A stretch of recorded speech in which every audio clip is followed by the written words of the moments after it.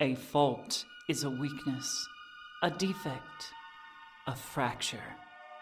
Faults divide, tear, and consume. Here in the city of Chester's Chasm, we struggle to maintain that precarious balance over the precipice in the earth, in our lives, and in our hearts. This story is about 4 teenagers with faults of their own.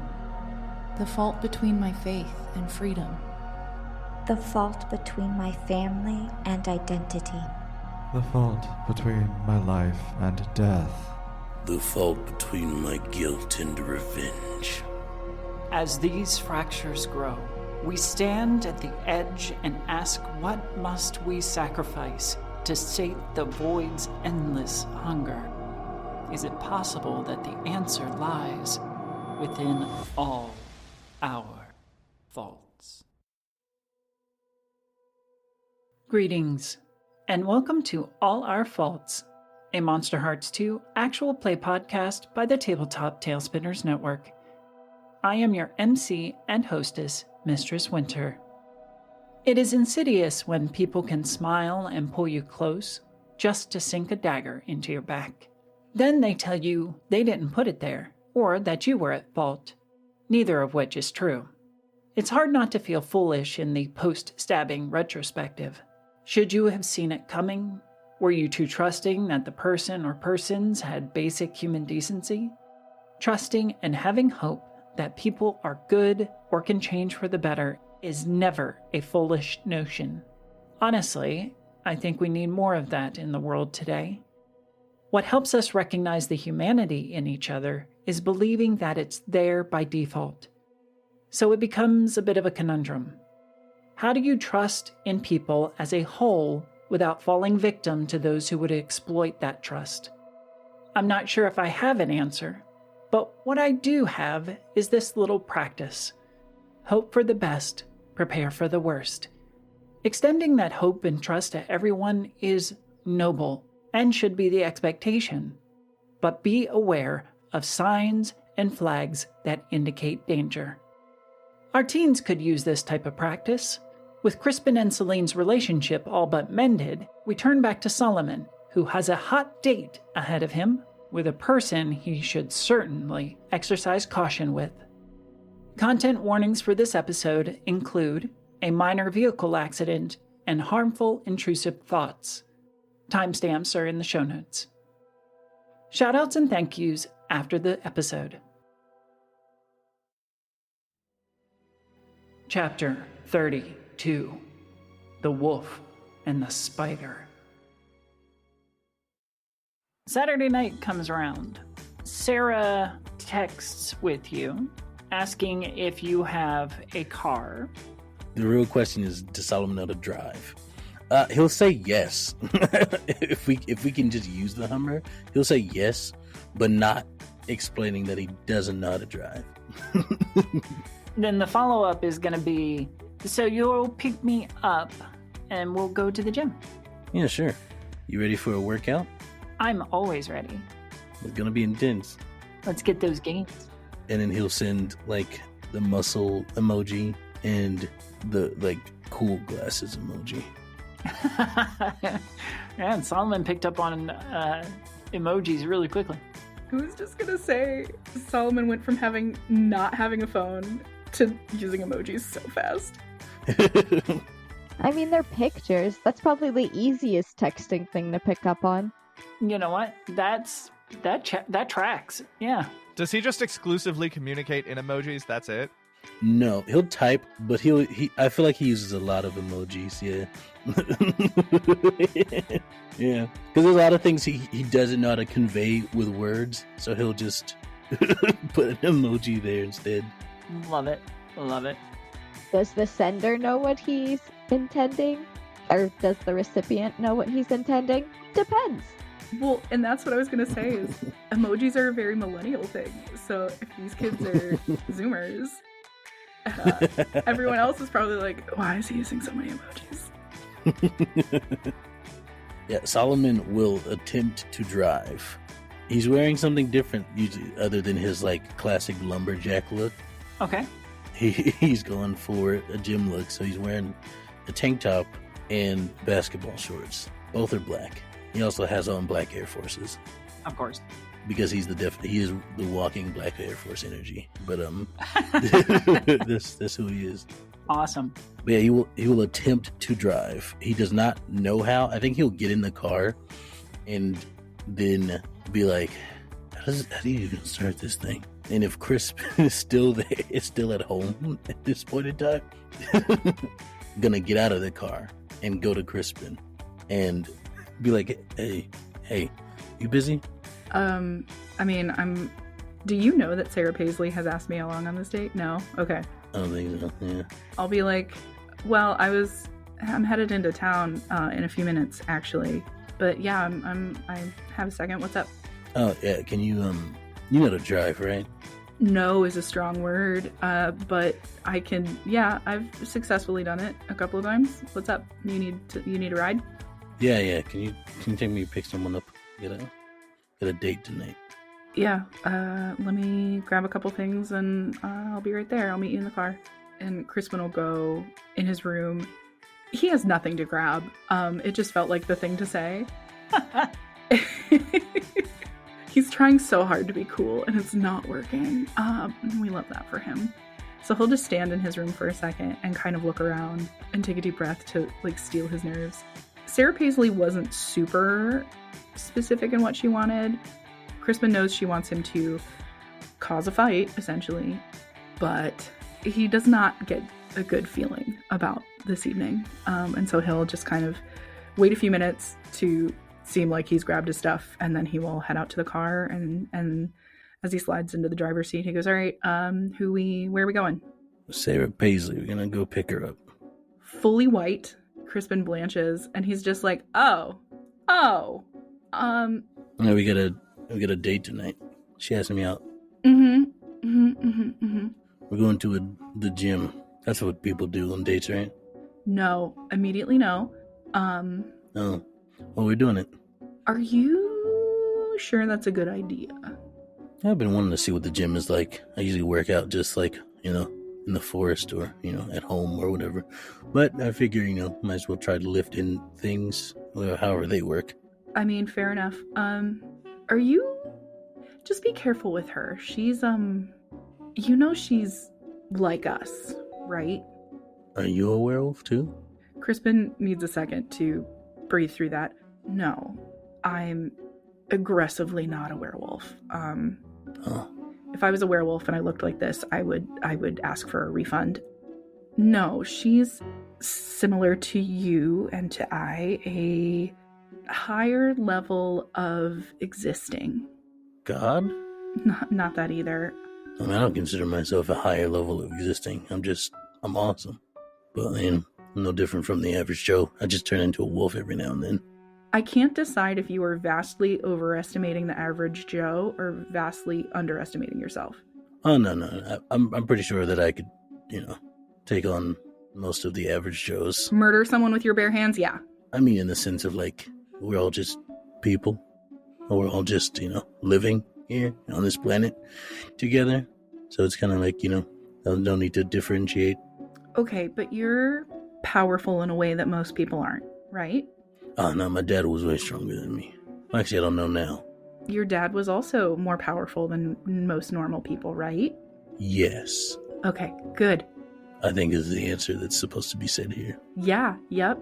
Crispin does not know when he became a preschool teacher, and he's not digging it.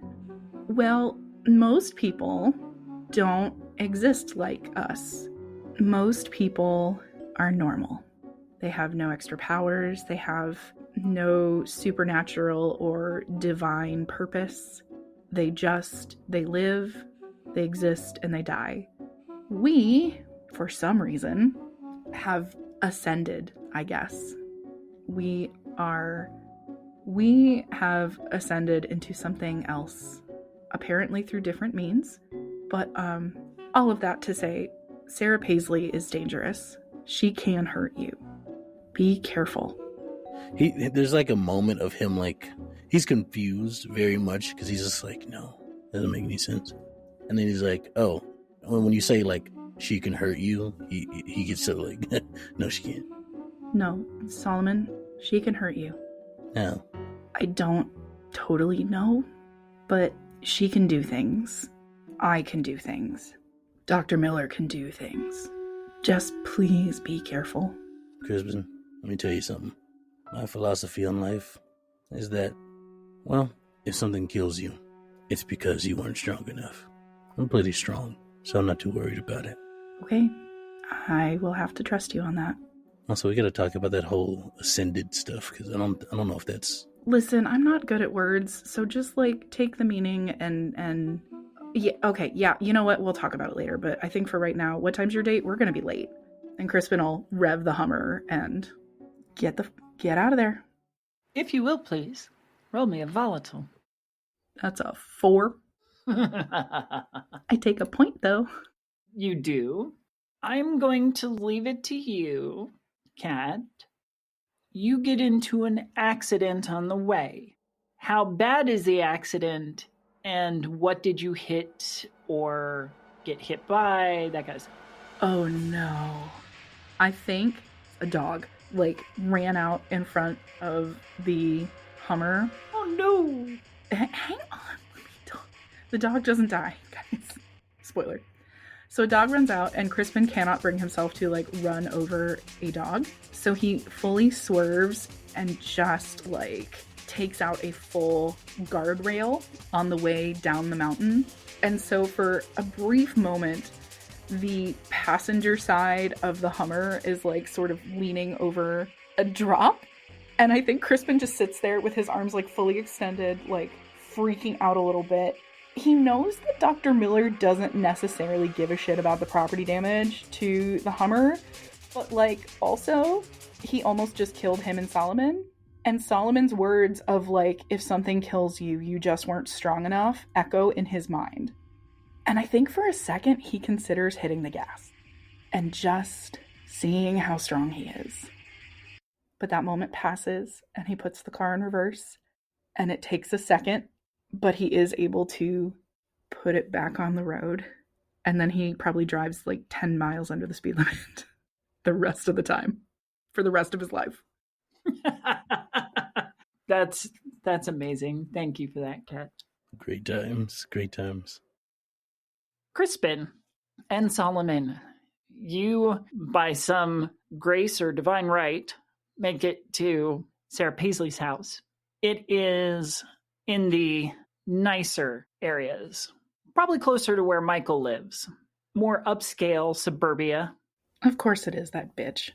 And like any self-respecting influencer, she's not waiting for you to get there, Solomon. So when you pull up, you'll have to either go to the door and summon her, or text and maybe she'll come out. I will go to the door. Question. Answer. No, as I do go to the door. What time of day is it? Well, the days are getting shorter as we're moving a little bit further into fall. So I'm going to say it's around 5:30. Is the moon out? Why the hell not? I ask this because as I'm walking to the door, I want to gaze into the abyss. And I just got a new thing that says when I'm basked in moonlight, I roll with dark 3. Act as if I had dark 3. Okay. If that counts, I would love to do that. Go for it. Specifically, I'm gazing into the abyss about what Crispin just told me about Sara Paisley, if that makes sense. Okay. Now, in this case, are you using your physical senses, or are you trying to intuit the supernatural side of things? I think it's intuit. I think it's intuition by way of my instincts. So like my wolf-like instincts is what I'm leaning on here. Sure. Yeah. So I got an 11. Ooh, very nice. In your brief experience with Sara, coupled with the feeling of the house, her residence, the place that she calls home, what comes to mind is a spider spider who has weaved very intricate webs, strands that crisscross and connect points all over the city. And those strands, those threads, connect thousands, if not millions, back to this place, back to her. There's a certain level of caution to be taken that you do not get caught up in said web. As this realization is coming over him, as he's walking up to the door, Solomon had this just kind of like whatever demeanor about this whole thing. It's kind of like, yeah, sure, gone on a date, and we'll see how it goes. She's interesting at least, you know? And realizing that, the sort of like nonchalant look on his face turns into a toothy grin, and I knock on the door. In line with the vision that you've had, knocking on the door is almost like plucking one of those strands. You can almost see the reverberations that go through the house and shake the localized part of the web. You sense movement, a stillness, and then the door opens. Well, it's about time. Sorry I ran into a little trouble on the way here. You look nice. Nothing that's gonna stop our date, is it? No, I might stop a few people coming down the street, but nothing's gonna stop this. Now, what were you saying? You look good. I know, but thanks. She flips around real quick, does a quick selfie with you in the background, and quickly taps out a tagline for it, and then steps out and closes the door. Wow, aren't you the gentleman? Do my eyes do like the dog thing in the picture? Because I do have wolf eyes. This is a thing. 100% does that like weird color over his eyes. He does put out his arm because he's very much. I don't know how it comes off to her, but for him, it's excitement. He's excited because now he understands something big is about to happen, and that makes him very, very happy because he might get the chance to just, go wild, which he loves doing. Sure. She steps out with you, heading toward the Hummer, noticing that there's somebody in the front seat. She is wearing athletic leggings and a athletic crop top, showing as much skin as is probably less appropriate for her age, apparent age, I will caveat. As she approaches the Hummer, oh, we got a driver, do we? But then sees that it's Crispin. She kind of leans toward the passenger side window very briefly, just shooting you a what the fuck look. Crispin will put his hands up in a kind of like, don't ask me gesture, and kind of look to Solomon and look to Sara and look to Solomon and just kind of take a deep breath, put his hands on the wheel. Give me a keep your cool. I believe in you. I'm glad someone does. That's an 11, so I do a good job. Oh, very nice. Yeah, you do. Yeah, you keep it on lock. Once I do a good job. Yeah. She will similarly keep her composure and turn back to Solomon. Well, I certainly appreciate being chauffeured. Don't suppose we have any champagne in the bag? I'm not sure. I'm not sure if champagne is good before a workout. I don't know. It'll be fine. Maybe we'll get some afterwards. Oh, yeah, a good meal after is always good. She'll climb in and wait for you. I will climb in next to her, and I'm assuming she got in the back seat. Mm-hmm. Because the whole chauffeur comment.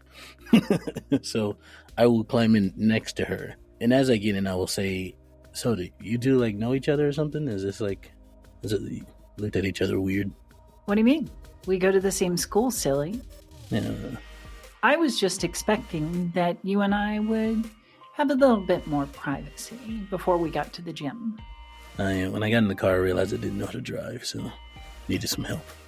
Well, I guess that makes sense. You inner city kids don't need to drive as much, do you? More like outer city. Very, very outer city. But that's neither here nor there. Crispin is trying so hard not to, stare at Sara Paisley. You two kids ready to go? Drive on, Jeeves. We're headed to the Level Up gym. Got it. And Crispin will, 10 miles under the speed limit, drive away. Okay. William is on his usual study kick about the time that you were going to meet Solomon and Sarah at the gym. Okay. William, it's time to go. Come. Oh, sorry. Remind me, where are we going? Remember, we had a double date with Sara Paisley and Solomon. Right. That does seem a very odd pairing, wouldn't you agree? Yes, I really figured it would be sensible to be there for moral support more than anything. That and maybe annoy Sarah. Is it, embarrassing, admit, that I've never set foot in a gym outside the one at school? No. You're beautiful. I don't know if my physical attractiveness has anything to do with my musculature or athletic ability. That's usually the motivation for going to the gym for most people, I think. Oh, then would going to the gym increase my attractiveness? Rather, it would be a different flavor. But, put the books down. Let's go have some fun. What should I wear? I usually only have the shorts and tube socks for gym at school. I'm not into that. He blushes deeply. Well, I guess that we'll have to do then? Yeah, and shorts, tank top. I don't know, we'll figure out what to do when we're there, I guess.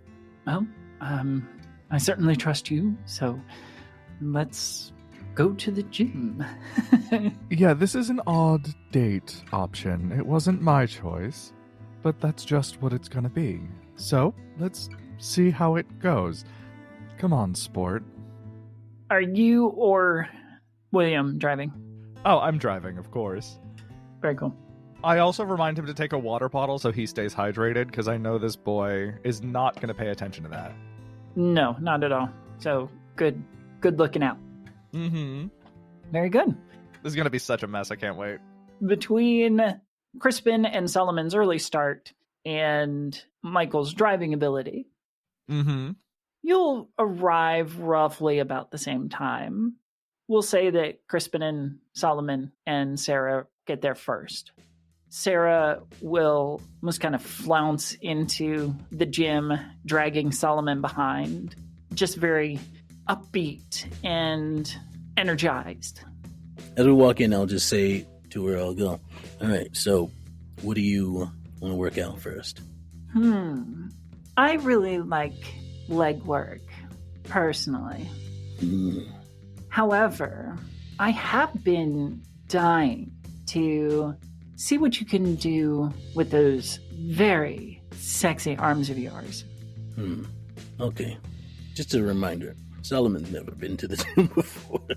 He's acting like he knows what to do, but he does not. So he goes to the most arm-like thing he can think of, and that's probably a pull-up bar. Okay.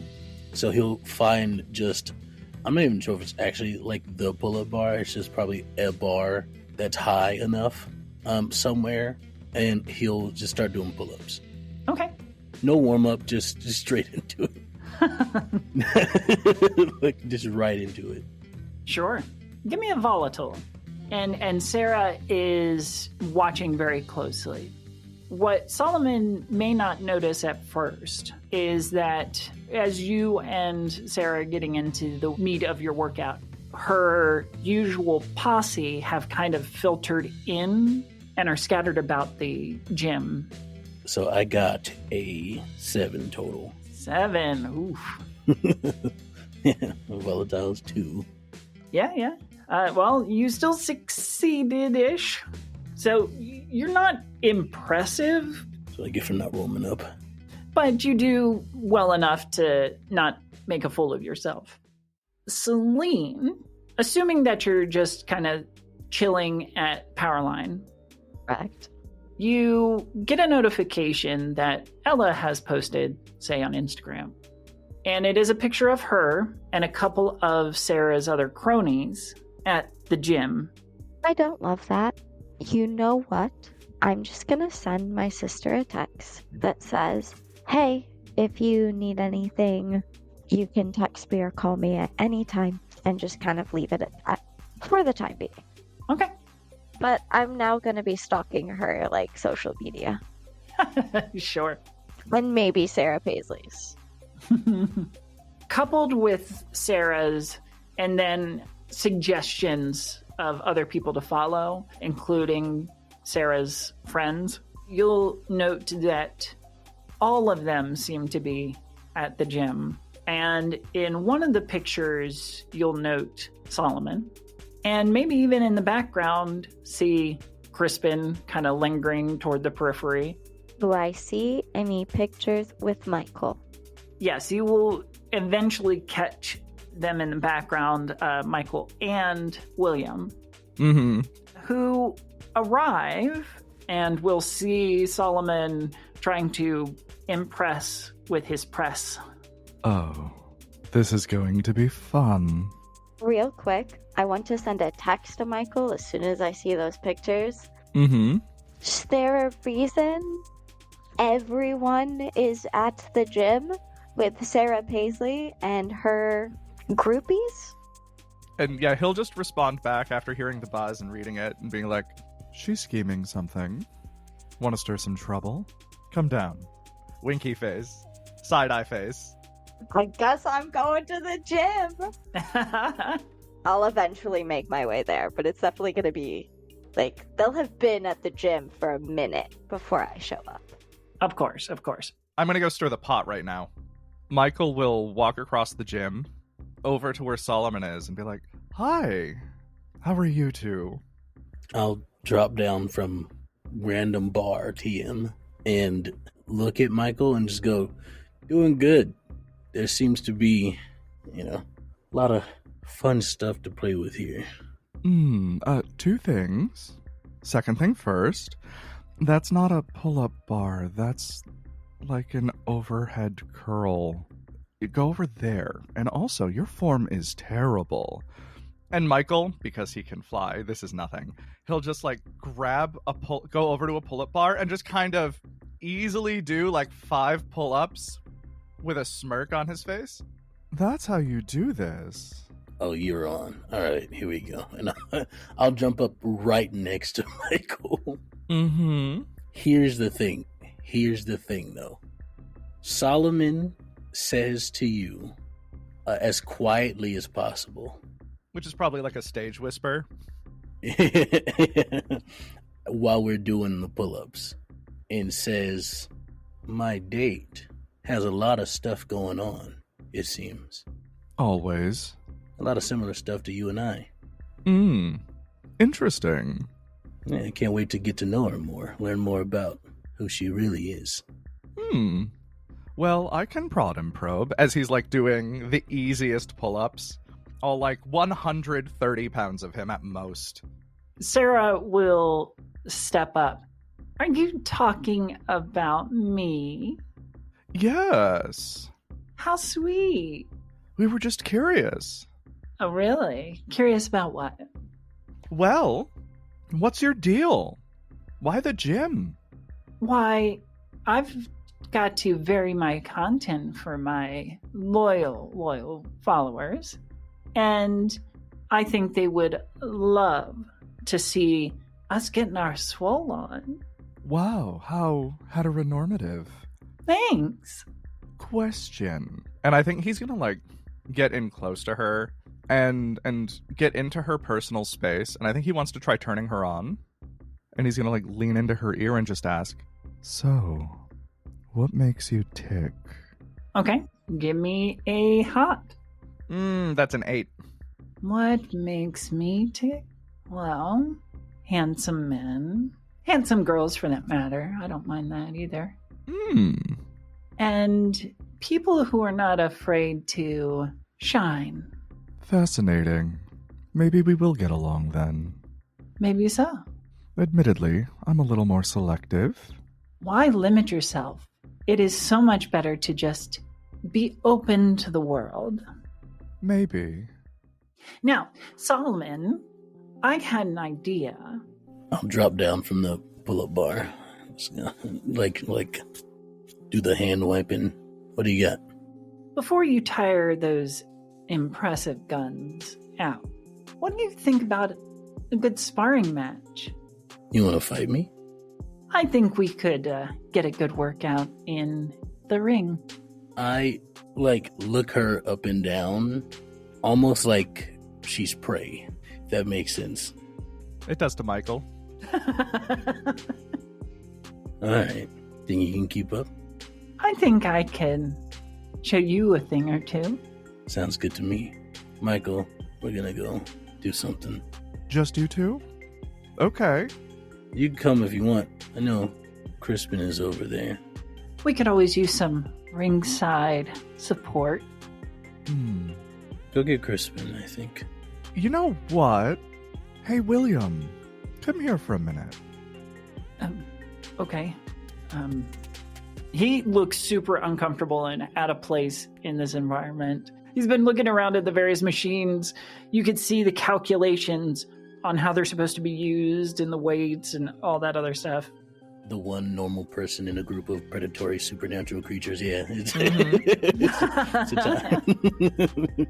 Sweetheart, why don't you go chat with Crispin and make sure he knows Saline will be here. I'm sure he'll have lots to say. I'm gonna go watch this mess. Crispin took a minute to park the Hummer, because clearly, but has very much been keeping himself on the periphery of all of this, watching intently, but trying not to look like he's watching intently. He knows Sara Paisley, but he also still needs more instructions on what exactly she needs him to do. So he's been kind of keeping an eyeball on her, just kind of waiting for any kind of communication that has not come yet, but also trying to sort of shepherd Ella away from everyone else, at the very least away from Sara, because he does not get good vibes. Okay. You'll get a text from Sara just before they head for the ring to strap on those MMA gloves, not like the full boxing gloves, like the padded knuckles and stuff like that. They look like tape. Yeah. She will encourage that they use the proper protective headgear, of course, because, gotta keep the moneymaker pristine. You will get a text from her before they head to get ready for the fight, simply saying, let us get warmed up, but then I want you to overclock his fighting spirit. Solomon's? Yeah. I do have a string on him. Fuck. God, I hate her. Okay, I don't love that. Crispin will get this text, and his head will snap up, trying to make eye contact with her. She'll, at some point, just meet eyes with you and wink. I don't think Crispin has a poker face for this at all. He is very unhappy with this particular turn of events. In his mind, he is running through all the ways that this could go wrong. Solomon could kill her. She could kill Solomon. Solomon could get kicked out of school if he hurts her, and she... So many worst case scenarios are vying for his attention. Hold that thought. Yeah.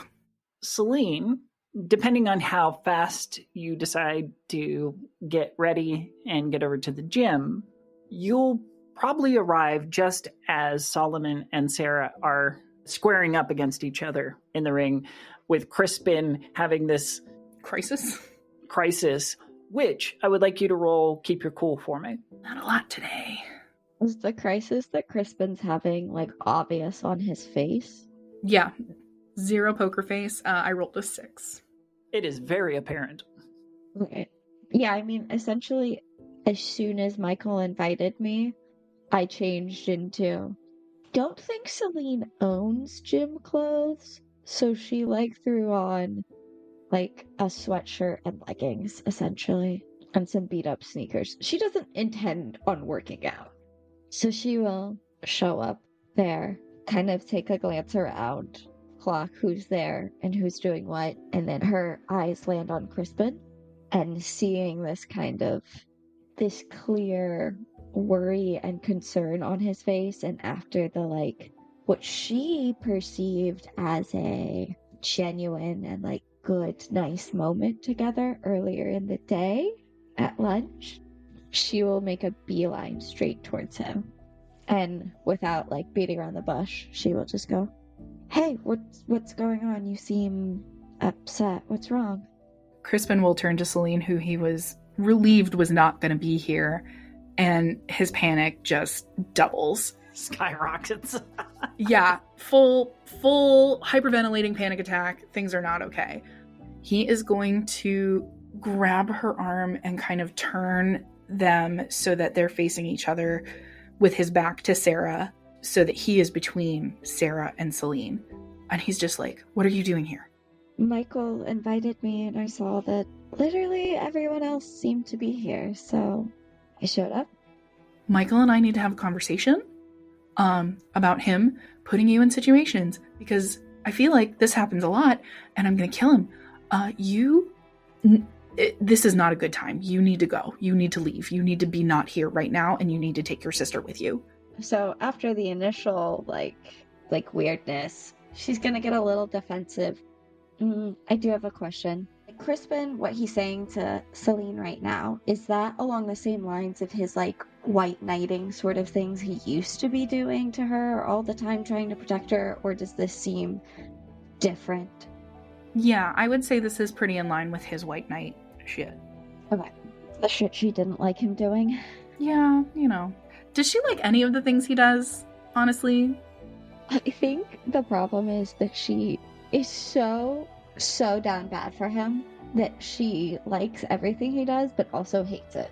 I'll buy that. It's a very, they have a very toxic whatever this is. Yeah, this is fine. This is normal. Anyway, so she'll kind of straighten up. Whoa, chill, take a breath. In case you forgot, I am capable of handling myself. Want to explain to me what's going on? And why I shouldn't be at a fucking gym? Not super much, no. But since you insist on it, I think Sara Paisley is about to kill Solomon. I'm sorry, what? I do not have time to explain. Just please stay out of the way. And he's gonna physically walk her back and almost hide her behind a machine. Do not approach the ring. Do not let anyone know you're here. No, I'm not just gonna sit here. If Solomon is in danger, we have to help him. Crispin is going to reach up, and he's going to put his hands on both sides of your head. He's going to kiss you to shut you up.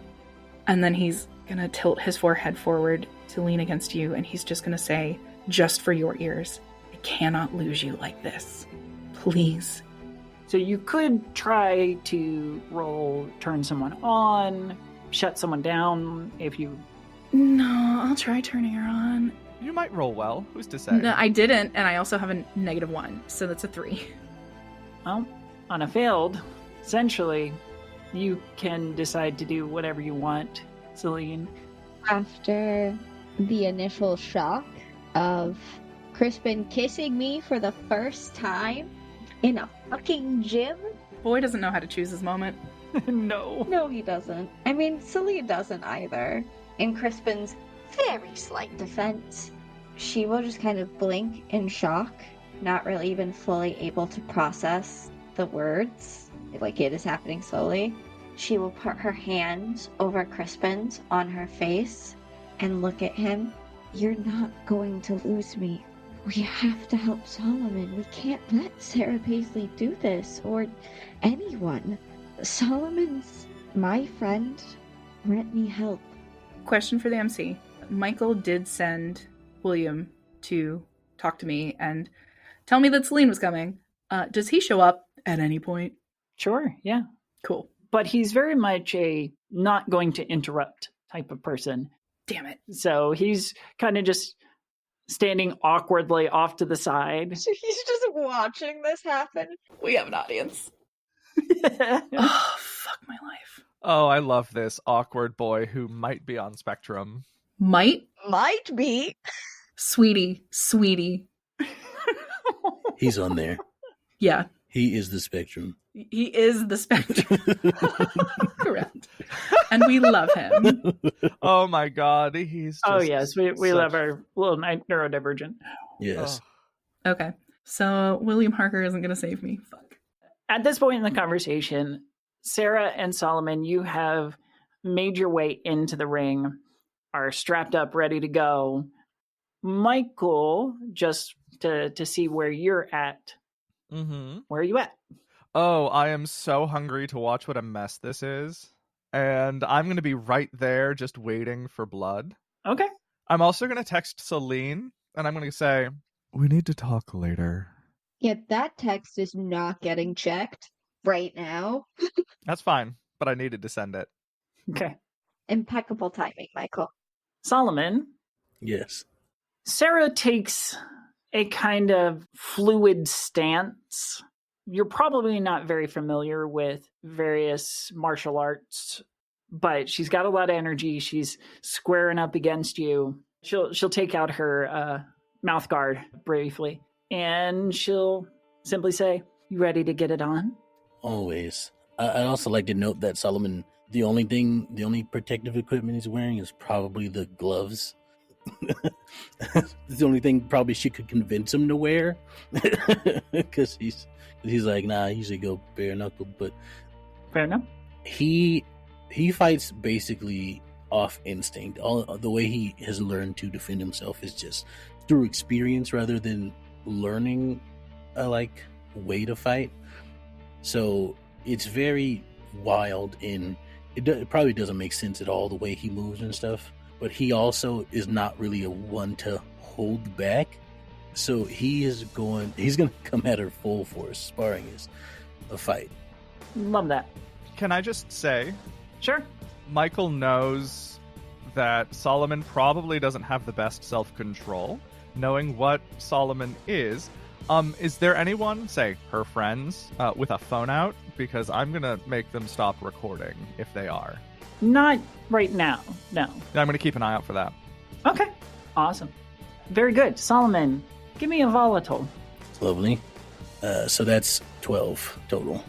In this warm-up period, she was more expecting to, feel each other out and figure out each other's fighting style, but you come out full force, throwing yourself through whatever guard she has, and already she's on the defensive, trying to get some hits in where you leave yourself open, but not finding a lot of opportunity as of yet.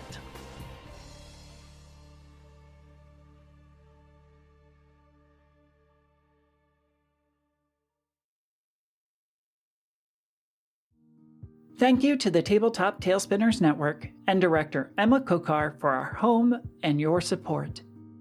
The cast of All Our Faults includes Abby Marie Carter as Saline, Extell as Solomon, Juicy Garland as Michael, and Kat Kelly as Crispin. I have been your producer, MC, and hostess, Mistress Winter.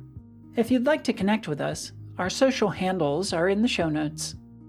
Thank you for listening, and until next time, may your hearts attract only those who would lift it to the light rather than those who would drown it in the dark. See you soon. Did we ever establish whether or not vampires show up in pictures and mirrors? I was actually thinking about that. We have not established it. Oh, I didn't even think about that. Yeah, I imagine a conventional camera won't work because it uses mirrors. Isn't the mirror thing because of silver? Mirrors used to be backed with silver, yes. Yeah, is like that why? that's why they didn't show up. Oh. Yeah. Interesting. I thought. Even I didn't know that. That's I didn't know the origin of that. So a conventional mirror a vampire would show up in, or a modern mirror. Okay, all right so then. very- So yeah, you see me. Yeah. Either way, I was going to say you do because Yeah. I imagine a digital camera's A sensors phone- would still work. A phone camera, yeah. Yeah. Yeah, Yeah. Would be that's fair. digital. This has been a tale from the Tabletop Talespinners Network.